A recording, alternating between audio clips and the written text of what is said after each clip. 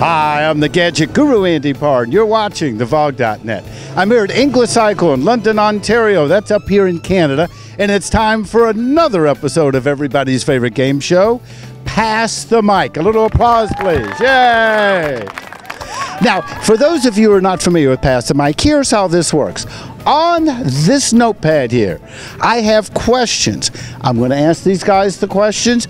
They're going to give answers. Now, here's what makes it interesting. Not only do they not know what questions I'm going to ask, but after I ask it, I'll randomly pass the mic to someone else. When they're finished, they will say, and now I will pass the mic to. Now, what this does, it makes it where they have to think on their feet. They have no idea what the next question is going to be or what order it's going to come in. So let me take a moment to introduce you to our contestants. Starting at the far side over there. You know them, you love them, you can't live without them. The mayor of Vogville, the one and only OneThumb. OneThumb, welcome to Pass the Mic. Okay. Next up, a newcomer here to VOG Videos, Mr. Too Looney. Now we have Flumpydog. Now all these three guys are Canadian, and to balance off our Pass the Mic panel, we brought in an American. He's making his first appearance not only on Pass the Mic, but on any VOG video. Meet Bigfoot. Yay, that's him, the one and only Bigfoot. Okay, guys, are you ready to play Pass the Mic? Sure. Your first question is, it's a fill-in-the-blank question. I ride a victory because. I'm going to pass the mic to Flumpydog. Well, that's a tough one, eh? I ride a victory because I really like the Crossroads. It's a great ride. It has everything I need. I'm going to pass the mic to Alan, eh? OneThumb. OneThumb, yeah. I have a 2009 Victory Kingpin, and I've tried other bikes, and the Kingpin suits me perfectly. I was a little uncomfortable on some of the other ones, and like I said, this suits me to a T. Passing the mic on to Too Looney. Too Looney. Thank you, OneThumb, eh? I ride a 2010 cross-country tour, and I ride Victory because it's different, and I'm different, and that's why I ride it. So I'm passing the mic to Bigfoot, eh? Hey, Hoser. I ride the Victory Vision because when I go out into the parking lot at bike nights, I don't have any trouble finding my motorcycle. Question number 2. If price was not an issue, and you could own any 2 motorcycles, one touring and one street bike, any make, model, brand, price not being an object, what would you buy? I pass the mic to Bigfoot. Thank you, Andy. I would definitely have to say the Vision would be one of them. And the Highball kind of intrigues me for an around-the-town bike. Flumpy. That's a really tough one. I'm so happy with my Crossroads, I don't know.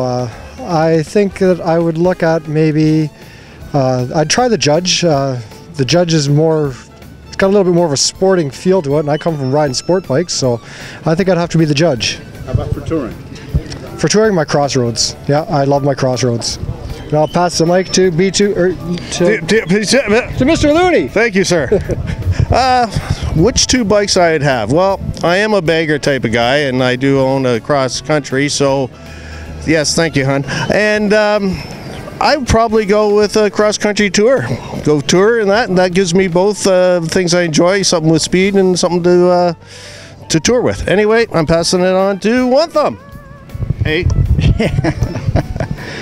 Well, right now I'm happy with the Kingpin for my primary bike. My wife, she likes a princess seat. The Kingpin does not have a princess seat, so I would say the other bike would have to be a cross country. I know she would like the Vision, but I think a cross country would do me fine. passing the mic on to Andy. What would he like? A. Now, one thing I need to make a little editorial comment here about all your answers. You know, one thing that's amazing. The question was, Anybody. doesn't matter what make or what model, and everybody is pretty much staying near the same bike they already have. And not one person said they'd buy anything other than a Victory. I find that to be pretty interesting. You know, that's I mean, yeah, granted, you're watching the VOG.net, but you know, these guys know here, we don't pull any punches. And it's really interesting to hear that. That means that you're pretty happy with your bikes. Now, for our final question, this is more aimed at our Canadian residents here, but Bigfoot, I want you to chime in on this one too. With the Canadian dollar on par pretty much to the American dollar, what's your thoughts when you see the suggested retail prices of new Victory bikes being so much higher in Canada than in the United States? That's the question. I'm going to pass the mic to Tu Looney. Well, I think part of that being higher is the wages alone are higher here in Canada for employees, taxes. You're sending the product from the States as well, so you're going to have that duty thing happening. You know, so that's where the prices are going. So we're going to be paying a little bit higher, regardless, you know, to pay for those duties coming across, as well as the wages. So that's my answer, and I will pass it on to Flumpy. Eh? Thank you.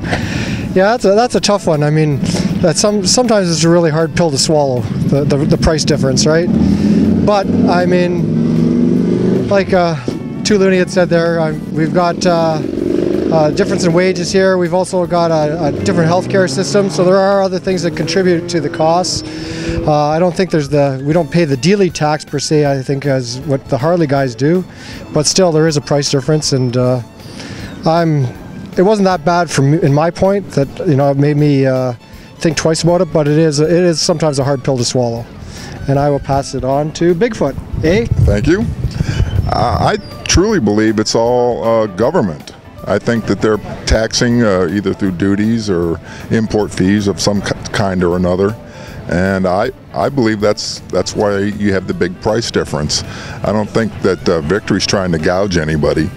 I really don't think that. Maybe I'm wrong. On the OneThumb. Hey. Hey.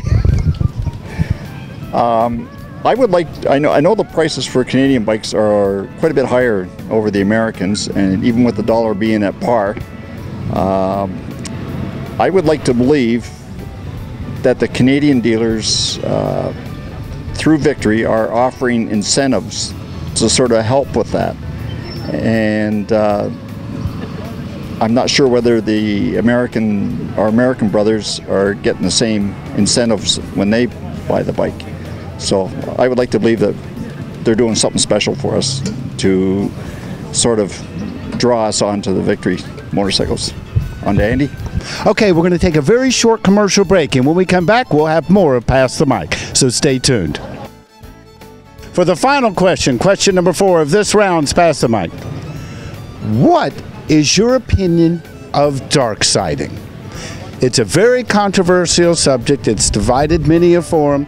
For those who don't know, Darksiding is the act of putting a car tire on your rear of the motorcycle to give you what some people say, a longer life, better traction. Some people say no, it's going to affect your handling. So the question is, what is your opinion of Darksiding? I'll pass the mic to OneThumb. This is a pretty simple question for me. I have not experienced riding on a flat bottom tire. I can see an issue on turning, but some say there isn't. So, but I have never done it, so I really don't have any opinions on that. I pass it on to Flumpydog. Thank you. Yeah, I like to believe that the tire manufacturers know what they're talking about, and when they say that, you know, a car tire should be on a car tire, there's a reason for it. And just like, you know, with trailers, you know, we tow a trailer, and you don't put trailer tires on your car, and vice versa. They're different compounds, everything, and bike tires are made for leaning and stuff like that, whereas a car tire is not made for that. So although I've never done it, I wouldn't do it, and you know, if people want to do it, that's their choice. But for me, it's not for me. I'll pass it on to Bigfoot.